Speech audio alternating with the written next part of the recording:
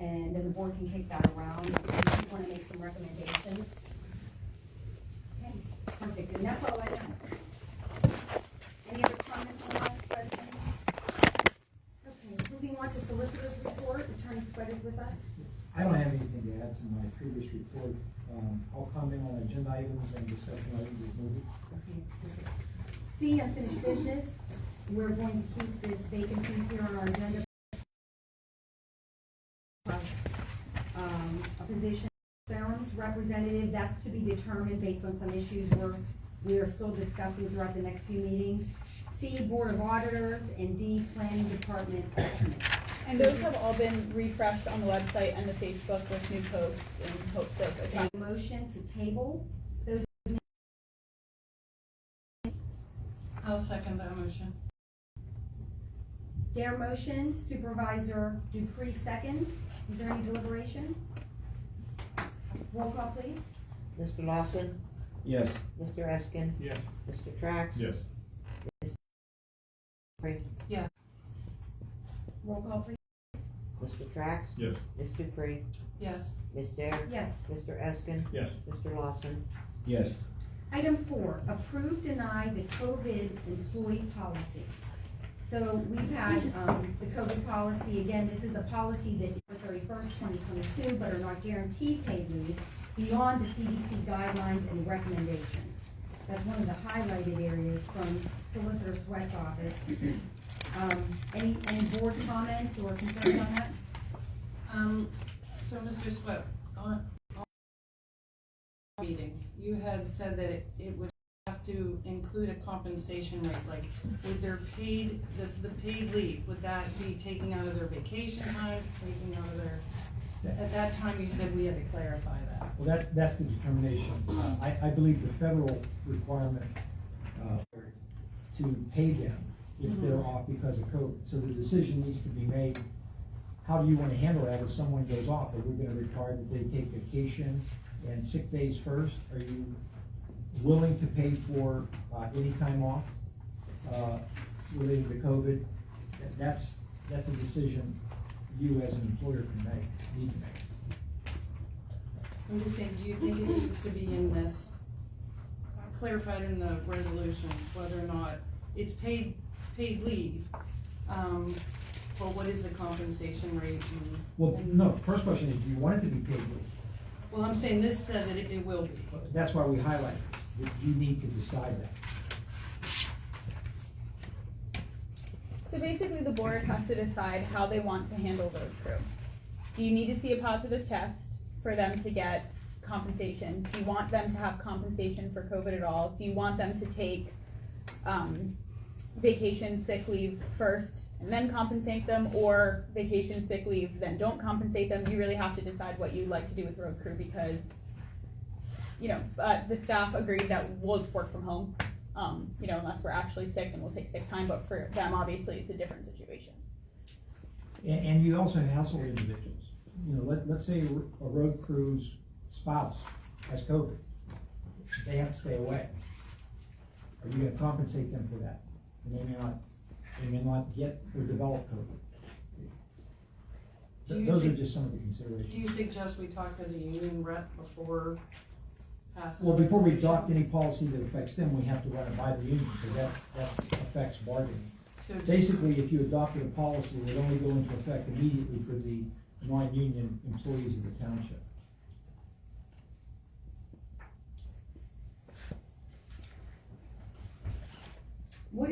Terry, what is the current CDC guidelines as far as payment to over 50 employees? For FMLA. the over threshold? Yeah, for our situation. For our situation, there's no guidelines. You do not have to pay them. Over, I think it's 2 weeks. Okay. I would like to mimic the FMLA guidelines. I think the township's small, and we're juggling a lot of expense and services, trying to get services to our residents. I don't think we could wholly be able to compensate for this. I think we could offer sick time and days off, anything that's, anything above and beyond in their sick time or days, vacation days, but I don't, in the contract, yes, that's my opinion. Is there a way to do it by case basis? Like, I think it's different if somebody comes in contact at a party or whatever, then they have to take off because they were exposed here at work. Like you almost, if they get exposed at work, it's almost a situation where I feel that they're entitled to be paid. But that would have to be a case by case. And with the CDC changing let's face it, on a daily basis right now. I mean, you talk to one person, they say it's 5 days, you talk to one person, they say it's 7 days, you talk to another person, they say it's 10 days, so what is it? And if I might highlight right now, the CDC currently, I believe the last time I checked, said that if you're fully vaccinated and you're exposed, you don't have to quarantine. Yeah, Yes. yeah, so.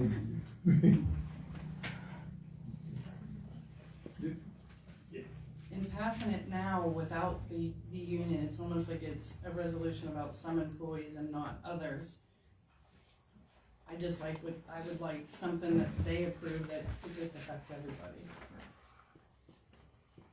Well, I agree, but you have to approve it before we can submit it to them to approve.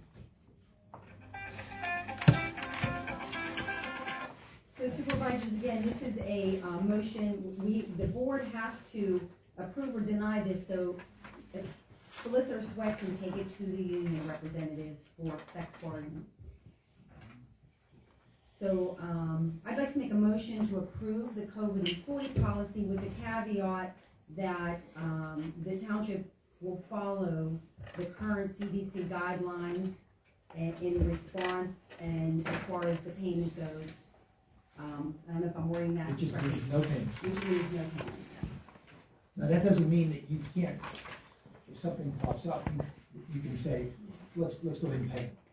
It's just that you're not committing yourself in the policy. I'll second Heather's motion. Supervisor Dare motions, Supervisor Track second. Deliberation, please.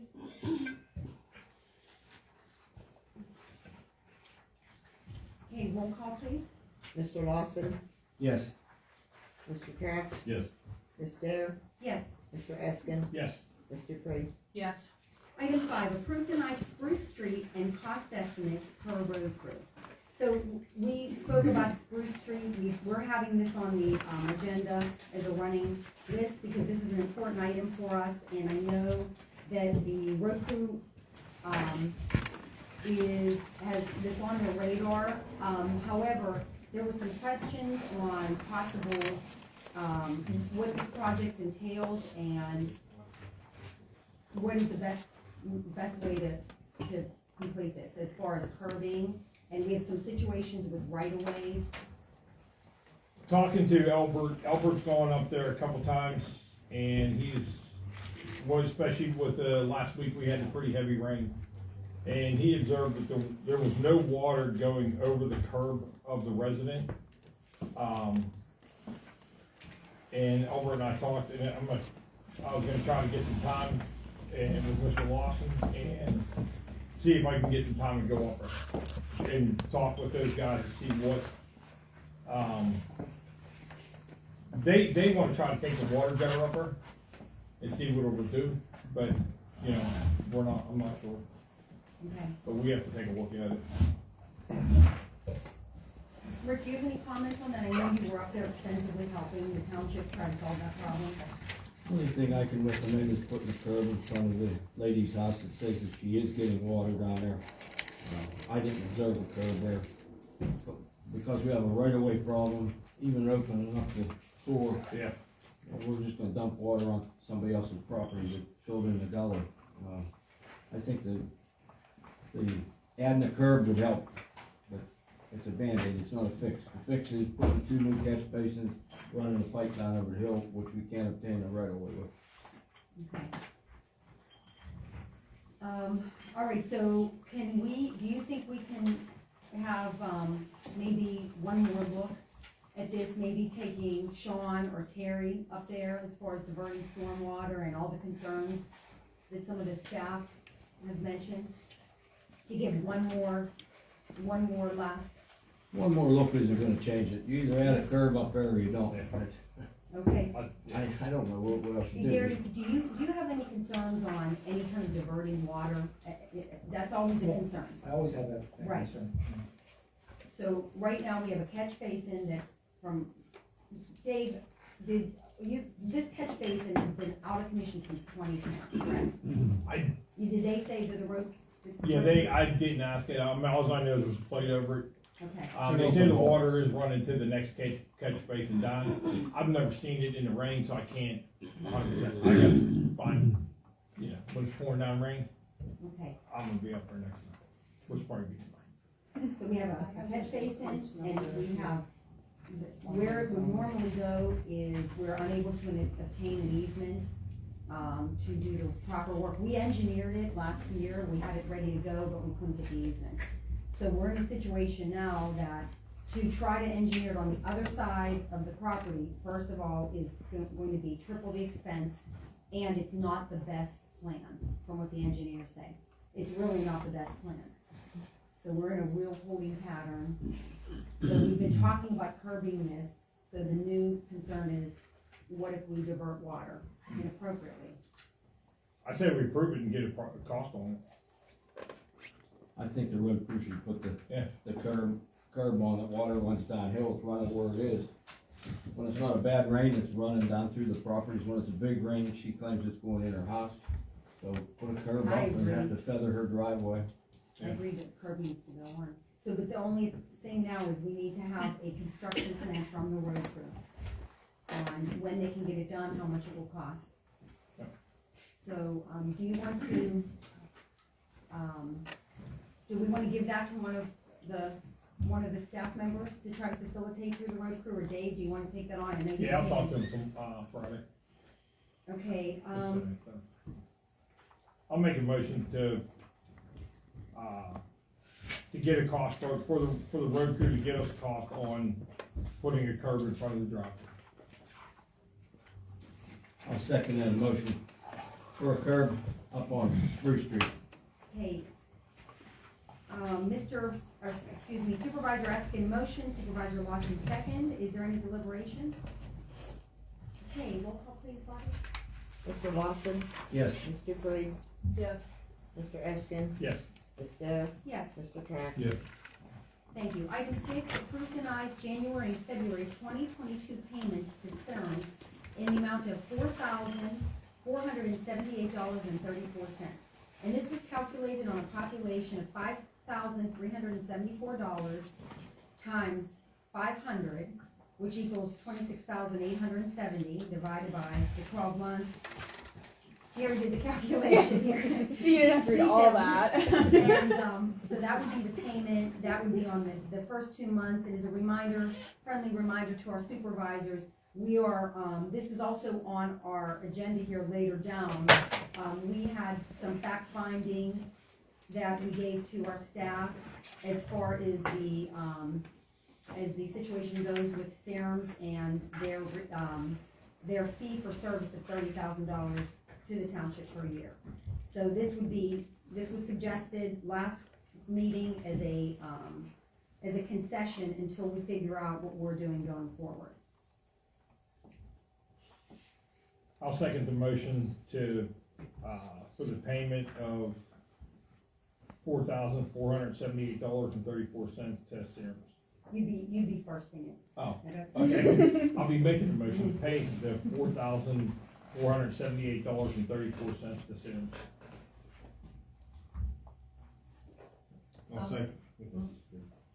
I'll second that. To make the payments to serums.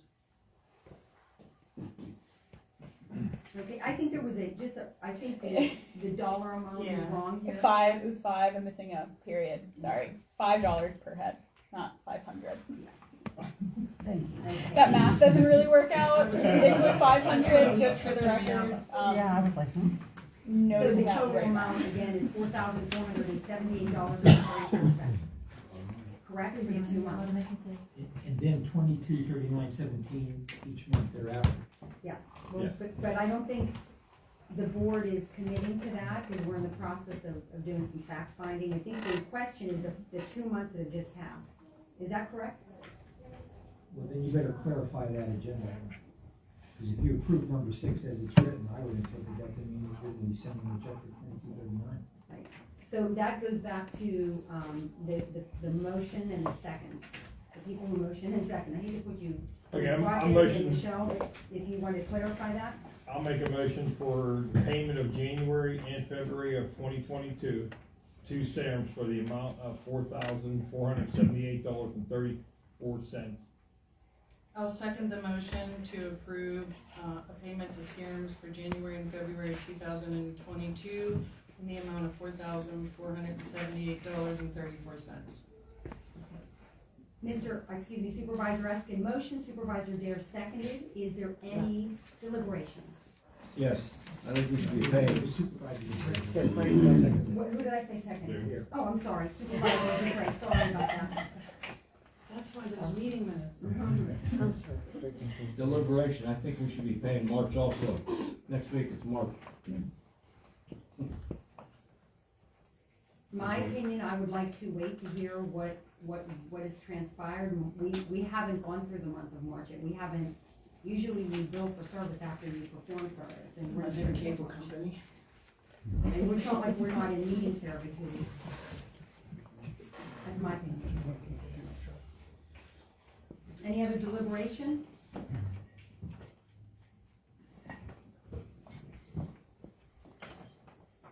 Okay, roll call please. Mr. Trax? Yes. Ms. Dupree? Yes. Ms. Dare? Yes. Mr. Lawson? Yes. Mr. Eskin? Yes. Item 7, approve deny resolution number 6 of 2022 regarding reimbursement for elected officials. This was, as a friendly reminder to the board, questions on receiving bills without prior approval. The staff wanted some clarification going forward, so the staff is, they have rendered a resolution that, it's a simple resolution that explains how pre-approval will need to be sought before any purchasing of any goods or materials or educational classes or seminars. I make a motion to approve resolution number 6 of 2022. I'll second resolution number 6 for 2022. Okay, motion by Supervisor Lawson, second by Supervisor Eskin to approve resolution number 6 of 2022. Is there any deliberation? Yes. One, the resolution itself stops at the first paragraph, expenditures for township supervisors, and blank. So it's not completed, that paragraph. Also, I would like for the record that there is already a state statute about making expenditures without board action. I would, if we decide to do this resolution, I think it should include everybody, not just elected officials with courses. As you guys are probably already aware, I did a right to know about reimbursements in 2019. I got 114 pages of reimbursements that this board did in 2019. There is reimbursements for employees buying concrete, employees buying reloadable gift cards, reimbursements for people buying Christmas trees. The reimbursements upwards of $4,973 for some of these. I read the meeting minutes, there were no board actions prior to these. I am in agreement that there has to be something done, that it doesn't happen, but I think this is very limiting to somebody that took a webinar course. Also, the webinar course that seemed to be the kickoff of this is somebody got elected as an auditor. She took a webinar course about how to be an elected auditor. She then came to this board and asked for consideration to be reimbursed for the $45 that it cost her to take that course. Although she did it on her own time, no charge for that. Just last year, this board paid Sweat Law Firm for Sarah Scott to take a webinar about right to knows. to take a webinar about affidavits.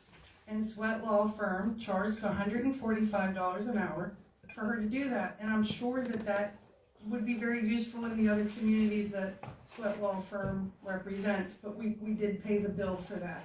They never made a board, you never made a board action to allow for her to be paid to take courses on the webinars. I am in total agreement with following the state statutes and the second-class township code that there isn't to be expenditures without board action. But I think this resolution, although it's just reiterating part of the second-class township code, is very selective on elected officials taking webinars, when it has been pretty much run-of-the-mill to do reimbursements. So I am opposed to this resolution. I say that we follow the state laws about expenditures.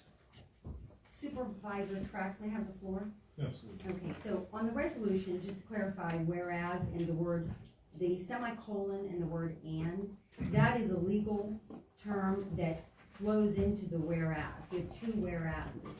And the and is following suit to whereas the township requires pre-approval. It's a legal term and legal language. Secondly, the township has followed the purchasing handbook to a T. Anything that has been purchased under $500 for administrative staff has been followed through with the purchasing handbook that's been put in place by this board. When it comes down to pre-loaded gift cards, that was extensive conversations in board meetings for the Parks and Recs department, who didn't want to have to put out of their own pockets the funding for the various Christmas with Santas and various parties. They wanted to be able to have a gift card that they could go and just purchase the items without having to take money out of their checking account that they may have not had in their checking account. It was lengthy conversations, it was done at this board table, and it was pre-approved. As for the other items, I would let Sweat Law Office talk about the right to know and the charges from his office if he feels comfortable. But let me just say, I would not charge the township for any of my staff or attorneys to take webinars or COEs. And we're gonna check our bills tomorrow, and if I did charge you, I would be reimbursing the township. That should not have been charged to the township. If the documents that Mrs. Dupree has say that. I accept it, if that's what it says, I will reimburse the township. That should not have been charged to the township. I would like to make a comment on, if Gary just commented on. I would have no problem paying $145 for her to get the training, because every month I see the bill come through with no charge for Sarah. So, that was my opinion. It wasn't the cost of the course, it was the cost of Sarah sitting through the course. The first paragraph stops then, as related to payments and expenditures for township supervisors. The motion on the thing is elected officials. This spells out for supervisors.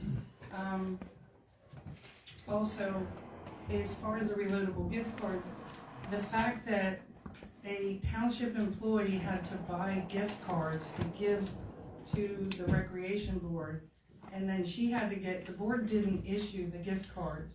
An employee purchased them and had to get reimbursed for them. When I did the right to know, asking what they were used for, there were no records of what they were used for. That's the answer I got back in my letter from the township. So I'm just saying that I believe that we should follow the state statutes and the second-class township code, that this resolution is very woeful in the fact that the township, at least in what I've experienced in prior years, in my opinion, gives reimbursements way too often. But this was not a, Ms. Kennedy took the course prior to asking, it wasn't contingent on her taking the course. So, the board really could have just voted yes or no, and all of this, meeting after meeting since I've sat on the board has dealt with this, and it is already a law. Okay, Bobby, is there any other supervisor comment? No? Bobby, where were we at with the motions on this? Roll call, Ms. Dare, Yes. Mr. Krax. Yes. Mr. Lawson, Yes. Mr. Eskin. Yes.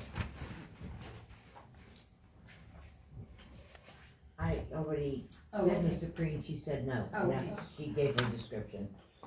Okay, item 8, approve deny resolution number 7 of 2022 allowing administrative staff to make necessary decisions regarding mechanical emergency utility issues at the township building which requires proper bidding procedures as detailed by PSATs when applicable. I'll make a motion to approve resolution number 7 for 2022 for our staff to make necessary decisions on mechanical and emergency issues to the building, following PSATs. I'll second the motion to approve resolution number 7 of 2022. Okay, thank you, gentlemen.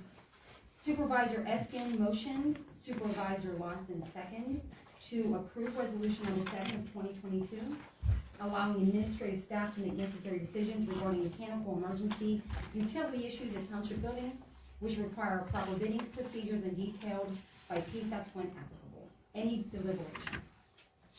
The only comment I have about it is, it was about a month ago. Yeah. About a month ago, I was sitting over at the road crew talking to the guys, going over some stuff. Bobby come over, we had half the building was out, no heat in here or nothing. It's 7:30 in the morning, she don't have time to give us all a call to figure out what to do. We need her to be able to, and our staff that's in the building, to be able to act on this immediately. Meaning when it's 8 degrees outside and there's no heat in the building, and it's 55 degrees in here, we need to get somebody here quick. My comment would be, when you say make necessary decisions, is this, the decisions, are they financial decisions, are they, what kind of decisions are they? I'd say it's a decision to get somebody in here, to get a service company called and on their way here to assess the situation and then give us a cost of what it's gonna take to fix it. This is basically what Bobby did. She got a hold of Beverly Heating, they come out, they tested, well, actually, it wasn't before they came. Yeah, at 9:30 it all kicked on. Yeah, for what reason, we had power in the building. So that was something that they had just installed the day before, right? It had nothing to do with the It heat. had nothing It to had do with nothing the to do with the new furnace. Yeah. So this is to make then, for the staff to be able to make financial decisions. No, to make phone calls, to get somebody in here to give us an estimate of what it's gonna cost to get whatever's wrong fixed. Okay. I would not make financial decisions. That's why I'm just trying to clear. No, it's just to make a Necessary phone call to decisions. get repairs.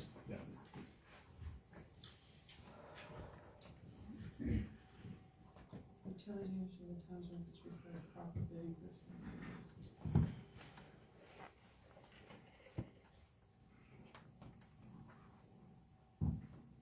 Mr. Green, you still have the floor. Are you Yeah, ready? just, it says about, which require proper bidding procedures as described by PSATs when applicable. So I'm just confused on if it's calling out to get someone in to look at something, or if it's making a decision about financial decisions, fixing it, decide. So in my It opinion, says if I'm- emergency repair. Yeah, so in an emergency, as Supervisor Eskin explained, an example would be when a utility or mechanical would go out. So there would be a procedure in place where the staff would feel comfortable, instead of trying to call solicitors, supervisors, wasting time and money, they would follow suit with calling the appropriate mechanical contractor given the emergency, and depending on the price of the emergency, they would then follow the proper bidding procedures laid out in the state statute for that given year. So if it's under $200, they can certainly go ahead and make a fix, but if it's something large like we had with the furnace, they would follow suit, get all the bids, and then contact the supervisors. So we would just speed up the process. So if it's under the bid threshold, then it would allow her to make financial decisions. I don't know where to go with this. Yeah. Dylan. If it's under the PSAT threshold, then, yeah. Let's be practical. The heater's out, you call somebody, you come in I'm and only see what's asking- wrong if you got a. Yeah. I'm asking to clarify you had said about fixing, but the word fixing is not in there. Emergency utility issues. So it is to have something fixed here. So you already have a, purchase kind of thing in the supervisor handbook, a purchasing procedure book on different things. Would she be following that? Yeah, it's following the protocol of what we do every day. This is just to get the ball rolling until we find out what the problem, just to find out what the problem is.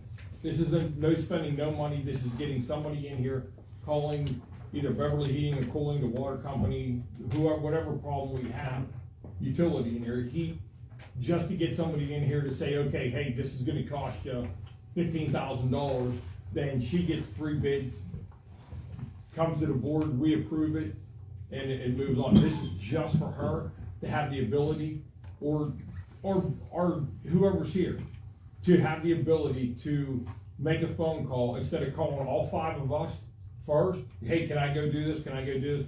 Making a phone call, get somebody in here. Because it's 7 o'clock in the morning, 7:30 in the morning. You know, a lot of people are running around trying to get to work and stuff. She's here, make a phone call to, you know, the company to get somebody in here. You know, make a phone call to, get a service company. That's all this is. Okay, so it's to have it looked at. I think the wording would be more correct if you said decisions regarding emergency mechanical, comma, HVAC, comma, plumbing, or utility issues. Emergency is the key word in any of those categories. And I I was mean, just if it's freezing in here, that's an emergency. If there's a busted water pipe, that's an emergency. Yeah. If a commode is overflowing everywhere. As long as it satisfies the definition of emergency, that's what this resolution is. And to just clarify, in the office, often there's things that are emergencies, but we're so hesitant to do anything because we want to make sure everything is done right, that we're making calls to our solicitor and wasting taxpayer money for him to tell us, yes, it's an emergency. And so this would just clear the air for us a little bit that, yes, we can make those calls if it truly is an emergency where we do not have basic things to operate and exist in the township, because I get cold easily and I will go home. And to clarify my confusion, I wasn't necessarily opposed to the finance, I just needed to know if it was, and if it was it gonna follow a procedure that I read in my book? So I just wanted clarification if it included financial decisions, because it just says regarding necessary decisions, it doesn't. It will include financial decision up to the bidding threshold. Well, and if you call somebody out, you're gonna get billed for it. Yeah. And we're What giving do you them know? authorization to do it up to the bidding threshold. So they come out and they say it's $6,000 and it's emergency, they're gonna fix it. Several years ago, there was a toilet that overflowed back here all the way down the hall. Yeah. Before we remodeled these beautiful, bathrooms here that are handicapped accessible, and our staff members called everybody, called the solicitor, because of the scrutiny, which you should all watch us like hawks. We want you to, but there's scrutiny on everything we're doing. You hear it up here at the board table. So in order to buy a toilet, there was probably 7 or 8 calls made. This is identifying that in an emergency situation, our staff has the freedom and isn't afraid to be able to call and execute an emergency plan immediately. And I will read the resolution that's in all of our packets. Union Township, Washington County, PA, Resolution 7 of 2022. A resolution of the Board of Supervisors of Union Township approving administrative staff making decisions for the emergency repair of mechanical or utility issues within the township building. It couldn't be clearer as far as I'm concerned. Whereas the Board of Supervisors of the Township of Union, the township has adopted the policy as it relates to the administrative staff, as it relates to the emergency repair of mechanical or utility issues within the township building. And whereas the township grants permission for administrative staff to make necessary decisions as it relates to emergency mechanical and or utility repairs as it relates to the township building or adjacent structures. Now, therefore, be it resolved that the administrative staff notify the chairperson or at least one supervisor after making the necessary calls to repair a portion of the township building in an emergency, mechanical and or utility repair situation. I, Roberta J. Singer, duly qualified Secretary of Union Township, Washington County, Pennsylvania, hereby certify that the foregoing is true and correct, and the resolution duly adopted by a majority vote of the Board of Supervisors at a regular meeting held on February 23rd of 22nd, and said resolution has been recorded in the minutes of the township and remains in effect to this date. That's the resolution. Where were we at, Bobby? Did someone motion? Mr. Eskin motion, Mr. Lawson second. Okay, so the resolution is read. Is there any continued deliberation? I would just suggest that we put in there that, necessary repair or necessary purchase.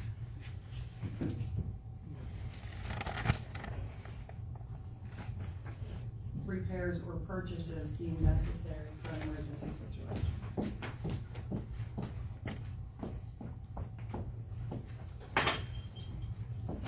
Other than that, I'm good with it. That was a suggestion. Does anybody follow suit? Does anybody think that's necessary to change the resolution? I feel it's okay the way it is myself.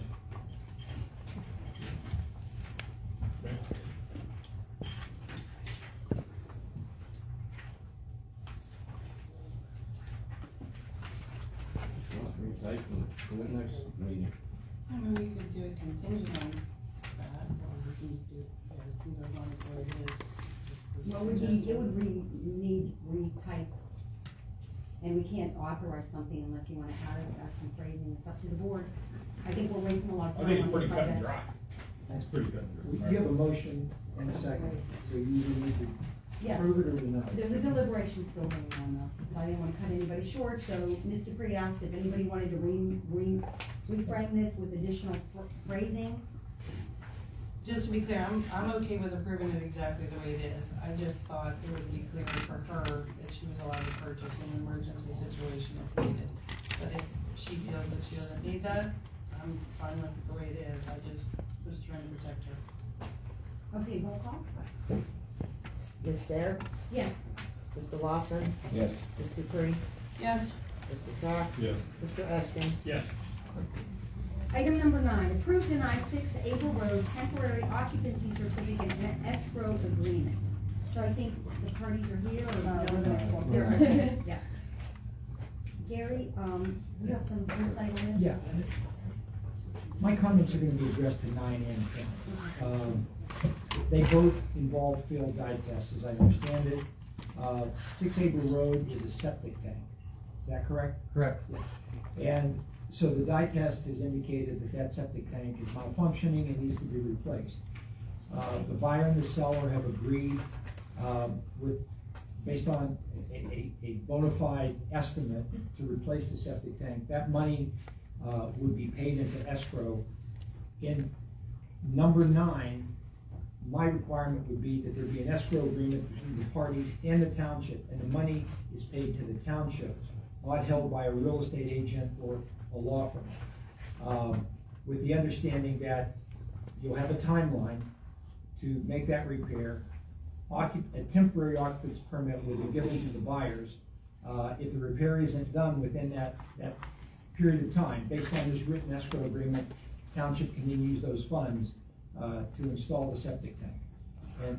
And that the costs that the township incurs in terms of legal fees and drawing up the escrow agreement, any engineering to go out and inspect, also have to come out of the escrow fund. And I'm recommending that the escrow fund be 115% of the appraised amount, just in case there's an overage. That would be my recommendation for number 9. Number 10 is a field dye test, but it goes into the Peters Creek Sanitary Authority public sewer line. And as you know, we have a dye test ordinance, and the whole purpose of the dye test ordinance is to, number one, identify malfunctioning septic systems, and number two, to eliminate or prevent the flow of stormwater into the public system that has to be treated at the sewage treatment plants. And that's a benefit to the township because that's the main reason for excess service charges. That's the main reason why plants have to be expanded, because they have this significant overflow, hundreds of thousands of gallons that has to be treated. And that can be minimized with a dye test that requires that storm drains be repaired as part of the sale and the occupancy that's going to be permitted. It's in our best interest that stormwater be eliminated from the public sewer system, because that will just ultimately result in increased rates to our residents. It's also in our best interest that malfunctioning septic systems be repaired, because under the Sewage Facilities Act in Pennsylvania, we're responsible, as we well know, for the improper flow of sewage onto public lands. And many times, the existing owner doesn't have the funds to make the repairs, but because there's a buy-sell arrangement, we know that monies are going to be created in an escrow to take care of that problem that we're concerned about. So that's my recommendation on those two. My only thoughts, or first of all, are you recommending that this is advisable to the board? Yes. Okay. Second is, the only comment I would have is, I think it needs to be monitored as far as the escrow amount in the project. How do we make sure that that's monitored, that it's done within the time frame? I think it would slip. So time limit on? I think they're all 60 to 90 days. I think the one that I saw was 60 days. Ours is 90, and our escrow is 150%. 100. Ours is 150% for escrow and it's 90 days. Yeah. The reason it was a failed dye test, they weren't able to complete it, there was a trap. You're 6231? Yeah. Okay. There was a trap that was originally installed backwards, so our plumber wasn't even able to put a scope down there. That's since been fixed. And upon scoping, they found that the private lateral runs underneath the subway next door. So Peters Creek basically gave us a notice saying that that lateral needs to be separated from the subway lateral and rerouted so that it's not running underneath the building. Then So- we can run the dye test. Just so you understand, 6 April Road, which is not them, would be an escrow agreement between the buyer, seller, and the township because it's a septic tank. Ours is a 6231 is an escrow agreement because of Peters Creek's position regarding the failed dye test. Those monies would be held by Sherrard, Sherman, Kelly, the law firm in Pittsburgh that's handling the closing. Our only role in that is we're agreeing, as long as that escrow is funded, to issue a temporary occupancy permit. If, for whatever reason, escrow wasn't funded correctly, the work wasn't done in a timely manner, Peters Creek would say, you're in violation, then the township would revoke the occupancy permit. So that's our only involvement in 6231, is how we handle the occupancy permit once we find out what happens with the repair. The other one, we're more hands-on because we're gonna have to send our engineer out to make sure it was done correctly and authorize the payment of the monies to the contractor. All right, so on number 9, I'd like to make a motion to approve 6 April Road temporary occupancy certificate in escrow. I'll second the 6 April Road temporary occupancy certificate. Okay, their motions, Eskin seconds to approve 6 April Road temporary occupancy certificate in escrow. Is there any deliberation? Mr. Sweat, I remember back in, I believe, February of last year, there was a gentleman here that was closing on a house. And his lease was up at his apartment and he wanted to get a temporary occupancy permit. He was here with his real estate agent or something. And you were advising at that time not to do it. And I don't remember why. It was something, I think it had something to do with Carlos Road. And what happened there. I have to look back in my notes, I'm not sure, that was very much in our mind on how that was handled. Because that's And I'm not not sure that we. I think ultimately, did you grant it to him? Did that go okay? I don't know remember. why. He was here with his real estate agent, he was gonna be homeless because his lease was up I and. think it was the one up here on Finley Randall where the line was running under another piece of property, and the guy was going to go on his property, is what I believe. I think he said he had something about a bend in pipe. And, Bend in pipe. I'd have to look at my file, my notes from that. there was no way to fix it. Yeah. Where- But you see no problem issuing access? No, I mean, it encourages sales, which is in the best interest of the township, and it corrects problems. And we know that the fund is created to correct that problem. That's my biggest concern. That was the only other one in my mind I could reference, so. My comment would be, do we have to have the 115% escrow? The Yes. time limit, the number of calendar days, and that the township receives the escrow fund. Would that be That's, the motion? that's gonna be in our escrow agreement, but since the property owners are here, when do you anticipate closing? Next Wednesday. Okay, and what is the timeline with the contractor to install the septic tank?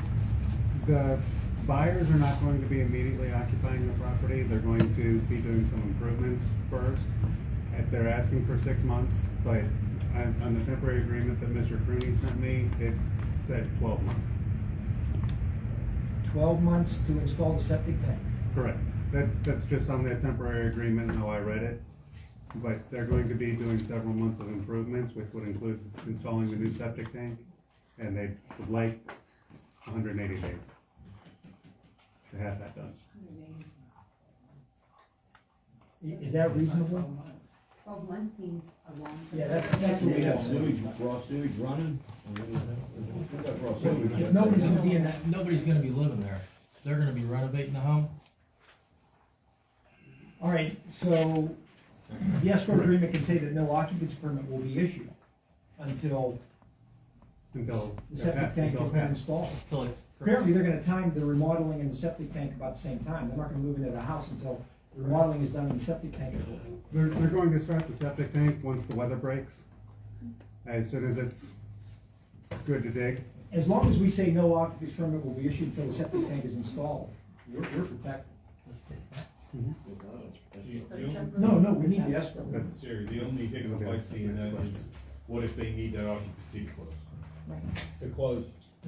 Do they need the occupancy loan, they're gonna have to have that. It is a loan. I would just give you the 180 days or All right. 6 months. Okay, 115% of the or of the estimate, and 6 months to make the repair. And the occupancy permit will be issued, but it will be temporary, and that will be so stated in the escrow agreement. Which means it'd be revoked if that septic system is installed to the satisfaction of our engineers within that 6-month period. And will that also allow for the lien letters to be released to the closing company? We extended it. It was 6 months. It ended up being 6 And then months. it'll be- Okay. Right. Okay, Attorney Swart, I believe that repair needs to be worked out through the SEO as well. Repairs to unlock systems typically go through the SEO, so I know there's a permit process and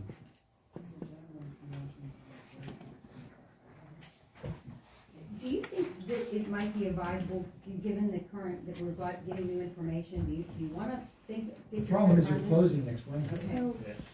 So, there's a gentleman from Washington County Storage Council in the corner of the room, maybe we can ask him, but I know that Peters Creek issues something called a temporary documentation of certification, allowing someone to close, but not necessarily occupy. Is there something with septics similar to that, that allows them to close and not occupy? That would probably be up to the bank. If your buyers are getting a mortgage, if your buyers are getting a mortgage, they're gonna require that. I just didn't know if there was some sort of certification for septics that allows them to close, that they can get. I don't know. So, If I might add, I'm gonna speak on two items. One is, yes, they'd have to get a permit from the sewage council to do the repairs. Two, speaking from a supervisor standpoint, we just went through this in Smith that the people were closing The system had failed, and that we just signed the agreement last night for a small flow treatment system. We gave the people 12 months because of the time of year, that was in October. 12 months with the 115 in escrow. They got a temporary occupancy permit. They would not get a full occupancy until the system was in and approved by the council.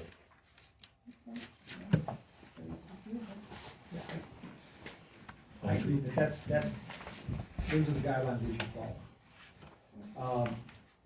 SEO, you need a permit based on the estimate that you receive. You have 6 months, not 12. The estimate that has to be escrowed is 115%. The township will deduct its legal fees and engineering fees for any inspection or drafting from that escrow. And it will be a temporary occupancy permit until, it won't become final until the system has been inspected and approved. That's what the escrow agreement will say. We'll get that to you tomorrow, if the board approves. Okay, so we're still in deliberation, I believe, I got lost. Deliberation, anybody else? Okay, roll call please, Bobby. Mr. Creek, Yes. Mr. Trax, Yes. Mr. Lawson, Yes. Ms. Dare, Yes. Mr. Eskin. Yes. Item number 10, approve deny 6231 Route 88, temporary occupancy certificate and escrow agreement. I'd like to make a motion to approve 6231 Route 88, temporary occupancy certificate and escrow as detailed by Sweat Law Offices. I'll second the motion to approve 6231 Route 88. Sorry, Supervisor Dare motion, Supervisor Lawson second. Is there any deliberation? Just a question, when is your closing? We are hoping for the end of this week, if not next week. Okay.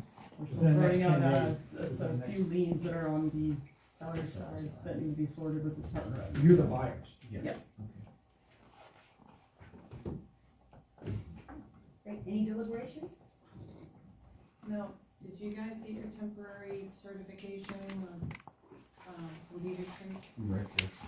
You did? Yes, So yeah. you can close either way, then good. I just wanna make sure like if there is a Oh, problem. yeah, yeah, we he's need that to already close, closed in. That's a regardless of problem. what we say. Did you We have sign the hit escrow every agreement? bumper. Oh yeah, everything's filled out and signed. We have an It's easement all, for, the subway property as well. I just didn't want you to skip a step and then be. yeah. Alrighty, so, roll call please, Bobby. Ms. Dare, Yes. Mr. Trax, Yes. Mr. Creek, Yes. Mr. Lawson, Yes. Mr. Eskin. Yes. Item 11, approve deny Terry Gladys and 3 road crew members to attend online environmentally sensitive maintenance for the dirt, gravel, and low-volume roads from 8 to 12 p.m. on March 15th and March 16th online. This is a mandatory training for all who wish to apply for a DGLBR grant in the next 5 years. I'd like to make a motion to approve. I'll second that motion for the 3 road crews and Terry to attend the online environmental sensitive maintenance. There are motions, Eskin second.